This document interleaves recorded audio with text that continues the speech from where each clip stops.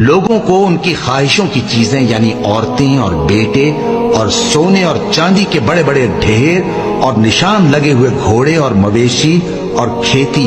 بڑی زینت دار معلوم ہوتی ہیں، مگر یہ سب دنیا ہی کی زندگی کے سامان ہیں اور اللہ کے پاس بہت اچھا ٹھکانہ ہے۔ اے پیغمبر ان سے کہو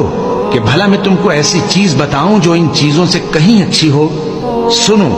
جو لوگ پرہیزگار ہیں ان کے لیے اللہ کے ہاں باغات بہشت ہیں جن کے نیچے نہریں بہ رہی ہیں، ان میں وہ ہمیشہ رہیں گے،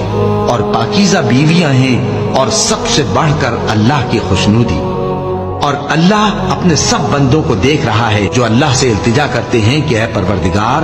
ہم ایمان لے آئے سو ہم کو ہمارے گناہ معاف فرما اور ہم کو دوزخ کے عذاب سے محفوظ رکھ۔ یہ وہ لوگ ہیں جو مشکلات میں صبر کرتے اور سچ بولتے اور عبادت میں لگے رہتے